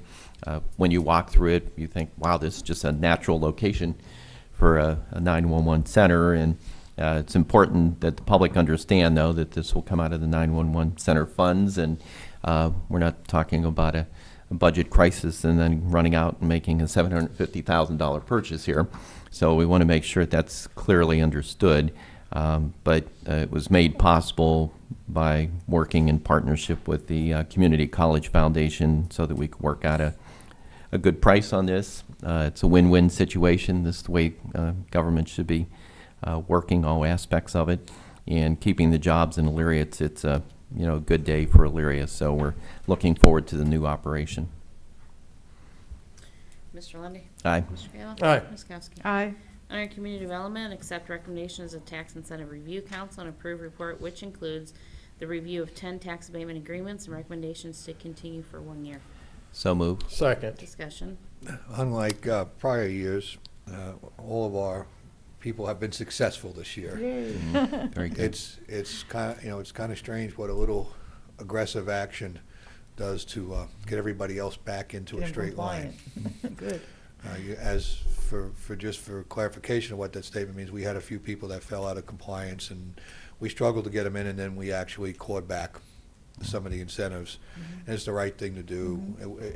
We waited till the economic downturn had started to uptick. We did not kick somebody when they were down during the recession, but even after that was coming to an end, there still wasn't compliance. So it was time to take action. The board did, and I'm pleased that everybody now is in compliance with their agreements. I've always been a big advocate and supporter of the clawbacks, and you have an agreement with the business. Obviously, you want that business to be extremely successful, but sometimes things just don't work out. So it's it's nothing personal. It's just business. It's an agreement. Either create the jobs and meet the goals that have been set forth, and if you don't, then the taxpayers are owed that money back. So, but I'm glad to see when I saw this progress report, that was a good sign. But this is something, just want everybody to know we're keeping tabs on this, and because nobody's going to get a free ride, so we're going to make sure we keep tabs on this. And this was a good report. Mr. Lundy, Aye. Mr. Kayla? Aye. Ms. Kowski? Aye. Award contract to Modern Roofing and Home Improvement, Seven Hills, in the amount of $6,214 for John Earhart, Grafton, to receive grant assistance from the CHIP Program Year 14 home repair activity, which includes a contingency for any unforeseen change orders for a roof replacement, gutters and downspouts, and fascia work. 4 bids were received, this being the most responsive, complying with specifications. So moved. Second. Discussion. Mr. Lundy, Aye. Mr. Kayla? Aye. Ms. Kowski? Aye.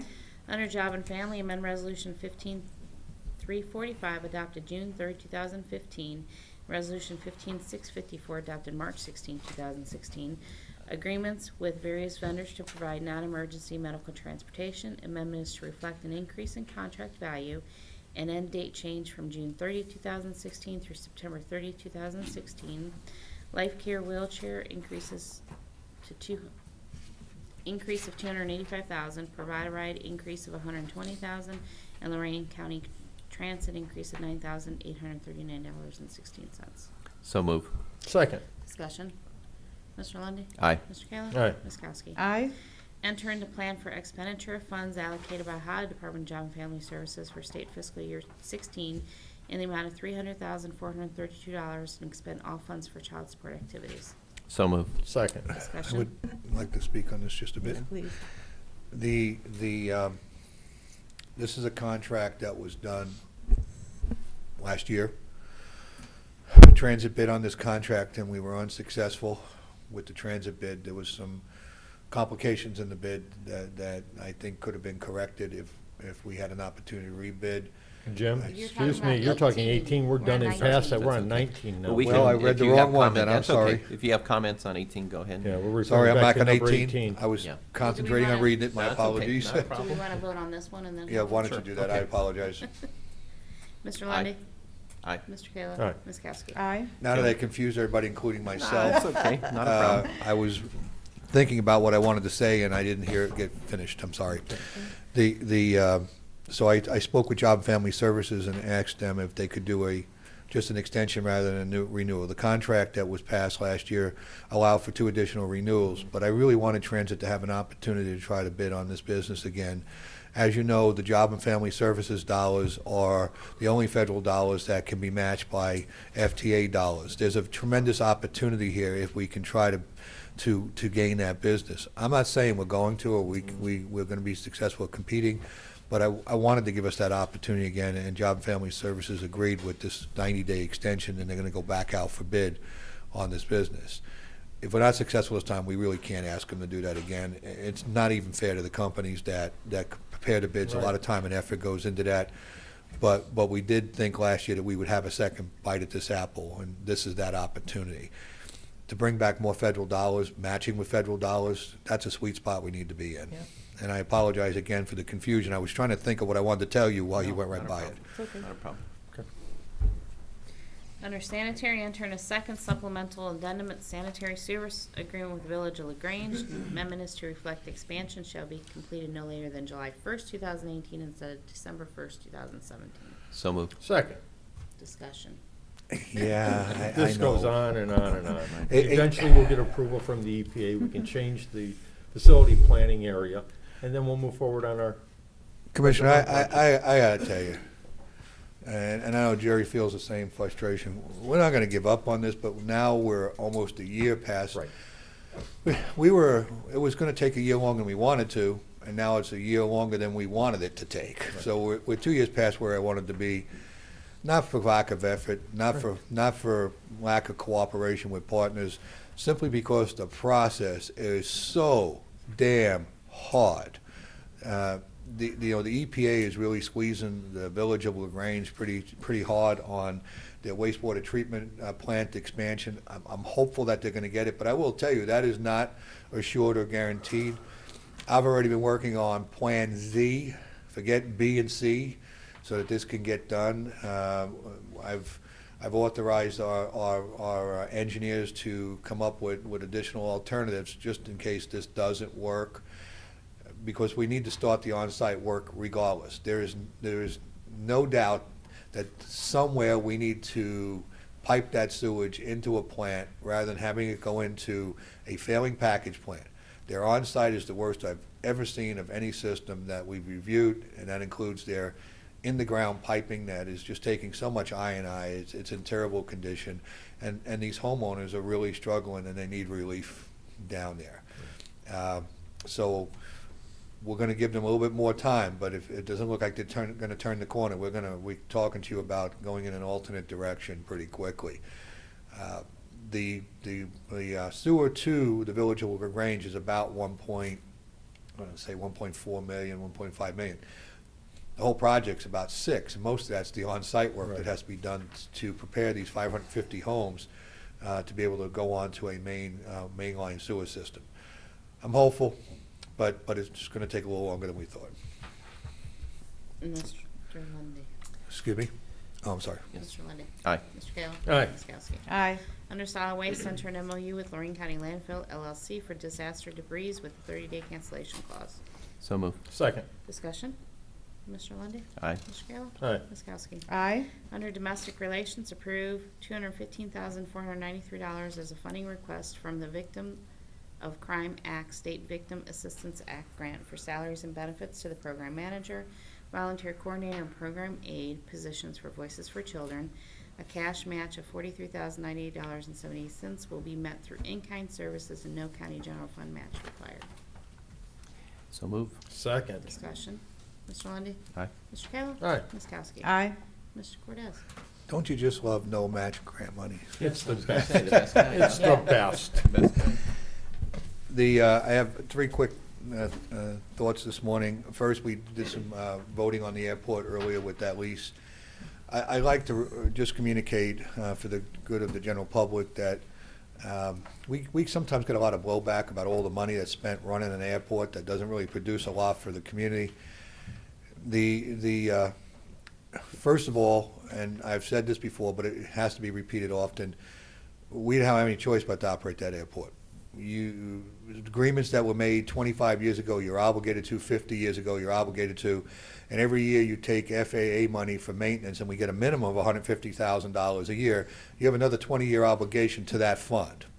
You really have no ability to do a 12-step program and get off of this addiction with the FAA. It's unfortunate, but that's the way it is. I try to explain this to people in the public a lot of times, and they just don't really seemingly understand it or don't want to. Secondly, the general fund revenue that goes into the airport normally does not exceed about $50,000 a year. Most of the other money that you see in the budget numbers for the airport are from activities at the airport that generate revenue to run the airport. So it's really challenging with the perception that we're dumping hundreds, $500,000, $600,000, $700,000 some years into the airport. That's just not the case. I've just been told that we're applying for another grant to complete the taxiway rehabilitation. As you know, we were promised about $3 million. FAA came up short on their funding from their budget allocation process, so we were only able to get about 1.2 or 3 of that money. But once again, we're going to be looking at how we match that additional 1.7, 1.8 if we get it next year. If we don't take that money, we don't find the match money, we still have to do this work. They still have runway standards, taxiway standards that have to be met. We can say no thank you, and then we have to find the money for the next 20 years to maintain that airport in accordance with those standards. I don't like it, you don't like it, taxpayers don't like it, some folks at the airport are fine with it. However, it is what it is. Right. So I just wanted to bring that up again because we voted on some issues with the airport. To remind people, the TB levy is about half of what it was 6 years ago, when we made the changeover. Mercy, our partner from their infectious disease department, has been a great partner. Their costs have been very controlled. We've only seen a 6% increase in cost over the last 5 years. They've done a really good job for us. I want to remind the voters that this is a decreased levy and it's needed because we are required to pay for TV services in this community. This is not a nice can we have. This is a must provide. Right. And if it doesn't provide through the levy, it'll be provided through the general fund. So one way or another, whether it comes out of pocket A or pocket B, it's going to be paid. I would hope that they would support the levy and understand that we've done everything we can to squeeze George on that quarter until he's screaming. And lastly, I just had an opportunity to look at the Job and Family Services annual report. I've had it for a while, but I carried it in and out of here, didn't really speak to it. But I know we get complaints about Job and Family Services quite often, and I know people are sensitive and they're trying to do their best, and there's really a hard job over there on our employees, and also people that are coming there are also feeling very squeezed with problems in their lives. Just to give you an idea, the call center takes about 19,500 calls a month. They had averaged, that was last year, by the way, that was the average, about 19,500. They average about 6,800 visits in the lobby per month. And the amount of money that goes through Job and Family Services, Medicaid in 2015 was roughly $470 million. Food assistance was roughly $59 million. Ohio Works was $7.5 million. And that's not all of their programs.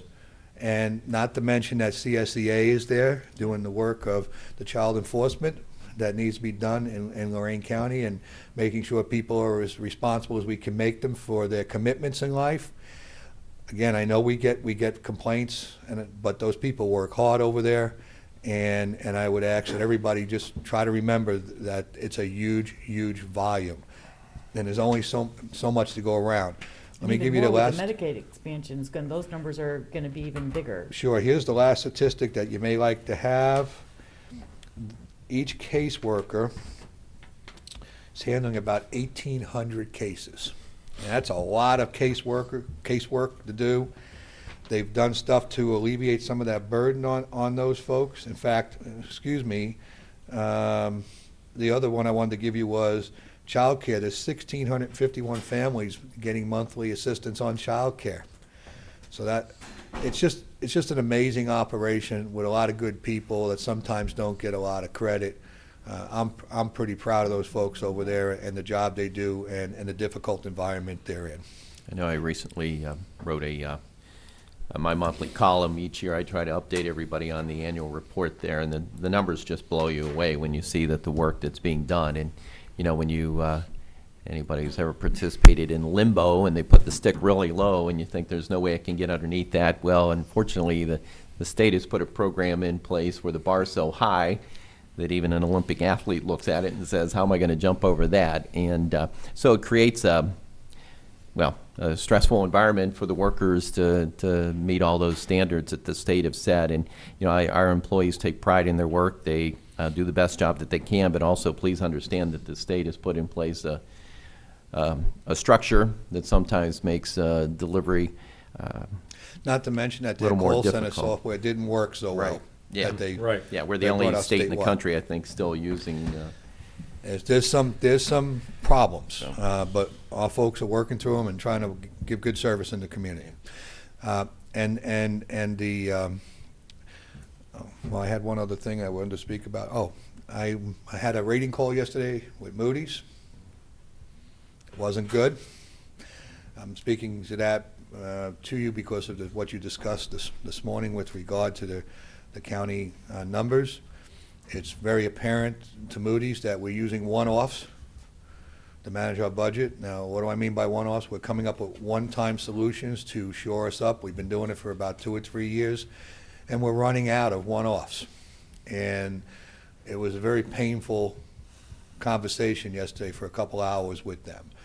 As the reviewer that I've worked with for the last 7 years says, it's clear that you having capital cash issues, that you're narrowing your cash flow, and that your revenue is not meeting your needs for your operational cost, even though you've been able to sell property, take more risk, and transfer out of reserves, etc.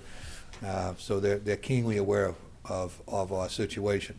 I'm not optimistic that we're not going to receive at least a negative rating, negative outlook, or possibly a downgrade, which will be the first time that's occurred. It was not a good conversation yesterday. Just want to share that with you. That's all I have to say. I figured that. Any more good news? No. Well, as Commissioner Lundy, you said, we have to tell people yeah, I the know, news. Absolutely, no. Yeah, budget crisis. Mr. Innes? I have 2 matters of imminent court action that I would like to discuss with the commissioners in executive session. Commissioners report. I have a sheet here from Hal that takes care of our video back there. The Northern Ohio Amateur Radio Society joins with Lorain County wireless operators for NW8S Field Day 2016, which will be Saturday, June 25th and Sunday, June 26th at 2 p.m. And it is inside a big barn at 6217 Elyria Avenue, Elyria, Ohio. It is across from the old concrete microwave tower. There's a large steel wheel painted blue next to the driveway. It is not at Indian Hollow this year. He said, all are welcome. Bring yourself, your family, fellow hams, friends, and neighbors to join and see field communication in action. Actually, Lori, there's a lady and a gentleman here to discuss that. Oh, really? Oh, I didn't know that. Okay. I thought it was Would just you like for Hal, to come forward and update us on that at I'm this time? sorry, I Is didn't that mean to okay? steal your Nothing thunder. like I thought stealing it was somebody in a- else's thunder. I apologize. Do you want to do my report this morning? No, I don't want to do your report. I didn't want to interrupt you. I just let you go. Oh, my gosh. I'm so sorry. Thank At you. least I gave a good introduction. There you right? go. Yeah. Sorry, I don't know your name, so you'll have to introduce yourself. Yes, I am Jane Reed, and I'm the president of the Northern Ohio Amateur Radio Society. The Northern Ohio Amateur Radio Society is also known as NORS, N-O-A-R-S. We're one of a local club. We're one of the oldest in the Great Lakes region, having been around for about 50 years. We have about 100 members, but that's small in comparison to the amount of United States amateur radio operators there are. They total more than 700,000. What is amateur radio? Well, if you stop and think, we are really surrounded by an ocean of waves. Light waves allow us to see the vibrant color of flowers. Sound waves allows us to hear a bird song. And heat waves can cook up a juicy burger. Radio waves, on the other hand, are really a magical combination of electricity and magnetism. Through the radio waves, we can make friends around the world or talk to our neighbor down the street. And it's important because sometimes it's the only means of communication in times of disaster. The hobby of amateur radio is really cutting-edge technology. It's electronic tinkering, it's public service, and it's fun. There are actually astronauts that many have an amateur radio license. And many people don't know that there's often one astronaut aboard the International Space Station that will communicate with hands on the Earth. We can do interesting things as well, such as bouncing a radio wave off the moon or bouncing it off of meteor trails. Of course, amateur radio is also a social endeavor. Since we do communicate with people across the world, we are actually ambassadors of goodwill. One of the members of our club stated it pretty succinctly, saying the difference between a cell phone and a handheld transceiver, an HT, is he's quoted as saying, "One person holds a cell phone to their ear and calls a friend. A ham holds an HT to their ear and makes a friend." Ham radio is, I mentioned before, sometimes the only way to communicate during the times of a natural emergency. Amateur radio assisted communications during 9/11, Katrina, and tornado outbreaks and all sorts of other disasters. Oftentimes hospitals and emergency operations centers and nursing homes will all set up amateur radio stations. I had the pleasure last year of helping teach the introductory course in amateur radio. It's called a technician exam that you have to take. We taught it at the Medina Emergency Operations Center to about 15 first responders, firefighters, and policemen. FEMA is also a supporter of amateur radio. In 2017, they're going to be sending up a communications satellite jointly with the American Radio Relay League and the Virginia Tech to assist amateur radio operators in communications during disasters. FEMA is quoted as saying, quote, "We owe it to these volunteers to do everything we can to support their work to help communities bounce back when disaster strikes." Ohio Governor John Kasich actually made a proclamation, an executive proclamation, on stating that June 25th and 26th are Amateur Radio Operators Appreciation Days. And the reason he picked those 2 days is because the big event in amateur radio is called Field Day. This year, it's going to be held in the same 24-hour period. It starts at 2 in the afternoon on June 25th and goes all night to 2 p.m. on June 26th. It's a national open house of amateur radio, and the community is invited to attend. Amateurs across the world participates in this field day. It's a practice for emergency communications, and it's also a contest among ham radio operators to see how many contacts they can make across the world in that 24-hour period. It's an educational opportunity and also a time of camaraderie among hams. The Northern Ohio Amateur Radio Society is joining with the Lorain County wireless operators for this field day in 2016. And on behalf of both organizations, we would like to invite the commissioners, everyone here today, and the community at large to visit our operations. Best time is Saturday, June 25th after 2 p.m. That way all of the generators and solar panels and radios will be hooked up, and we'll give a chance to any visitors to give them a tour of our operations. Ms. Kokoski conveniently mentioned where it is, inside a big barn at 6217 Elyria Avenue in Elyria Township, and we would love to have everyone attend to see what radio is all about, amateur radio. If there's any questions, you can contact me. I'm Jane, K8JGR. Phone number is 216-570-8500, or you could check out our website at www.nors.net. That's NOARS.net. Thank you very much for this opportunity. Thank you. You know, I remember the times when I was in the service a millennia ago. I was in the service for 20 years.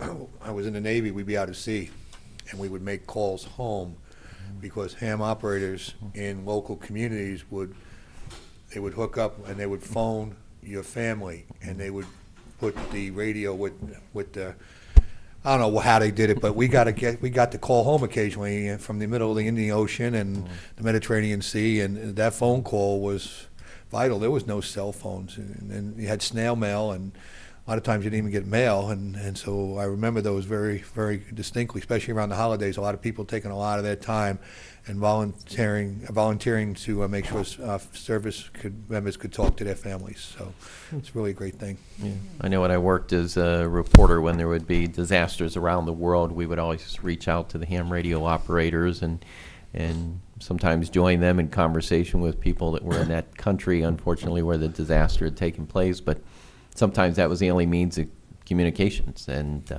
you know, and also, as you pointed out, the way that they're able to link so many people together in times of need. So it's a real service to not just the community, but in the country, but to the world. So thank you for all that you do. Thank you very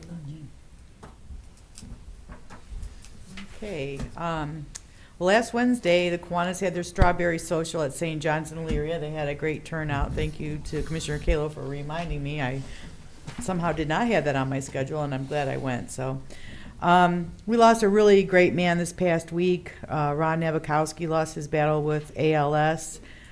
He'll be missed by his friends and his family. And Joe Kazura did a huge eulogy. I don't care what you say about Joe Kazura, but he did the most moving eulogy I've ever heard in my life. He made everybody laugh. He made everybody cry. It really came from the heart. He did a great job. Even the priest said it was the best when he's been a priest for 30-some years. He's really good. Anyways, we'll all miss Ron. He really tried to make this county a better place.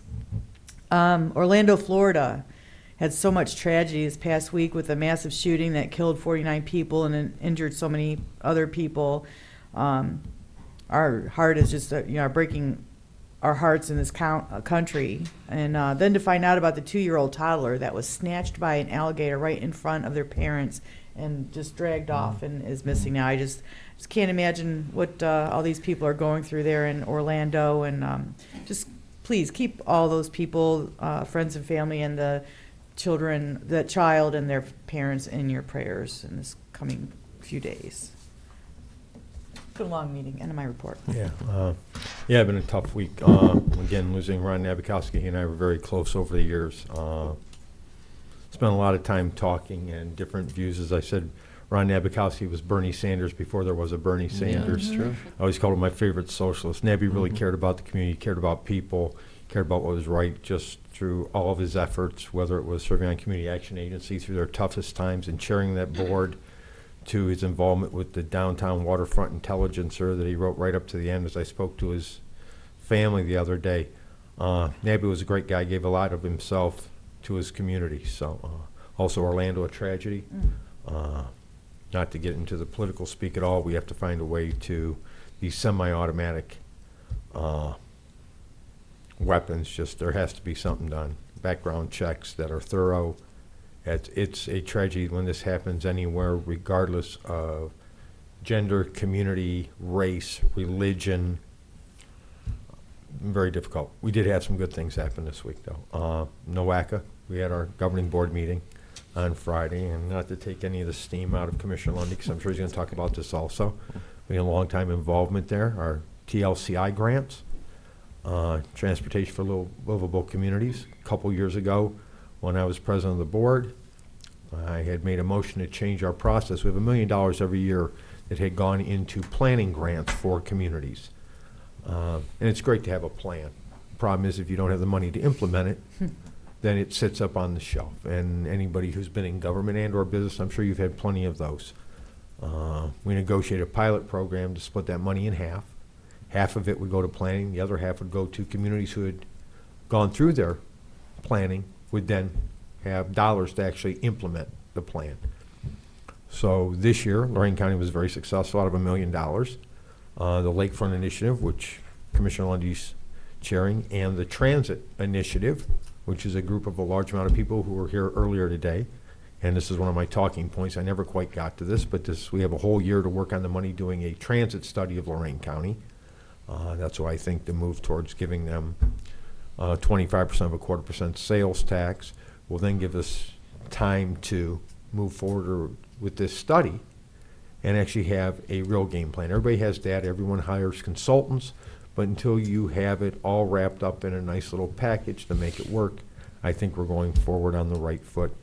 And in regards to the actual implementation, City of Elyria received $235,000 here today for their Cleveland Street downtown plan, I believe.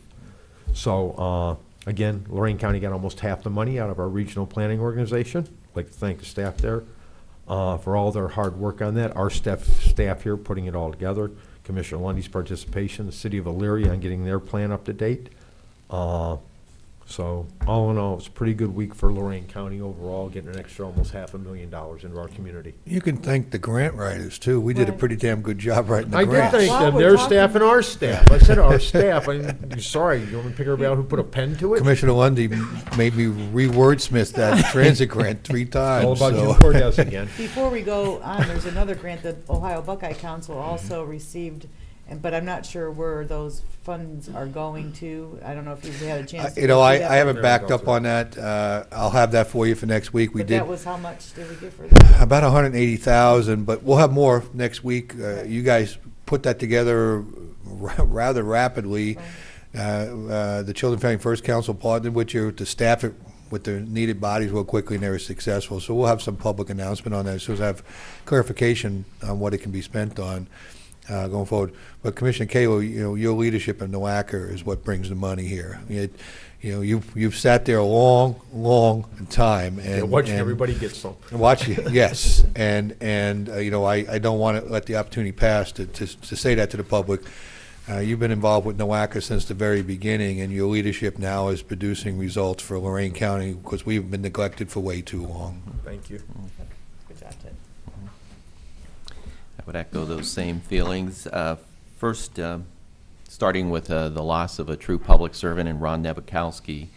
You know, Ron always cut to the bottom line, and I couldn't agree with you more. He was Bernie Sanders before there was a Bernie Sanders.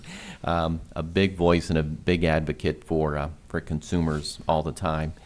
I know Ron certainly enjoyed his time in the legislature. I would talk to people down there who still remembered his service and knew what we also knew here at home, that he was truly a class guy. You know, served in the Senate. Best job he said he ever had was being the lottery director. I mean, he loved that. I think if that would have ever popped up again, he would have jumped at it. he just truly loved that job. And of course, Ron gave me some advice when I said I was going to run for county commissioner. He said, Matt, worst job I ever had. He said, don't. Yeah, don't. Worst job I ever had. But Ron always told it like it was, and it's just a real loss. It used to get together with him for lunch every once in a while, and he used to like doing his voting analysis and analyzing all the different issues. Just a real smart guy, and so it's a true loss to the community, but he certainly has made his mark and was a true public servant. Also, the loss of former governor and senator and Mayor George Voinovich. Always heard good things about him. I only met him on 2 occasions. We didn't really have any lengthy conversations, but I think he was always known as trying to be reasonable and fair and moderate in his approach. We need more leaders like that nowadays. And then sadly, the Orlando nightclub shooting, just the prayers go out to the victims and the families. Had a chance to attend the Elyria Kiwanis Strawberry Festival, and as I said, each year that's the one day that I know that is my dinner for the day, because once you're done, there's no room for dinner or anything else or dessert in the evening. A great event, always well attended, and just a real class group of individuals involved with the Elyria Kiwanis. Want to thank my colleague for his leadership on NOACA, because the way that these TLCI grants have been made possible now with planning and actually implementation are all possible because of his leadership. We were just thrilled to get the official news on Friday of being awarded the Lakefront Planning Grant of $85,000, the Transit Grant of $100,000. I want to thank Administrator Cordes, Mike Challender, Pam Novak, and everyone who participated in putting those grants together. It was a lot of work, community development, Don, Jerry, the whole gang. Just you guys did tremendous work, and these discussions about lakefront planning are just so exciting. You leave the room, there's a lot of electricity in the room, and to start focusing on an economic plan for the lakefront. And with transit, you know, this is an exciting time to start mapping out where we want to go and how we want to deliver transit service throughout the county. And also, I can't say enough about it being a collaborative approach, a true partnership when you're able to get county government, you know, on the same page with Council of Vermilion, the Council of Lorain, the Council of Sheffield Lake, the Council of Avon Lake, and everybody saying, hey, we need to do some planning around the lakefront. Doesn't get any better than that. So we need to continue to work in partnership. Now will come the fun part of getting the community feedback and putting those plans together. Also want to say congratulations to Eagle Scout Benjamin McComas. He is the grandson of John Bender, a former state representative, a member of the Education Board in the past.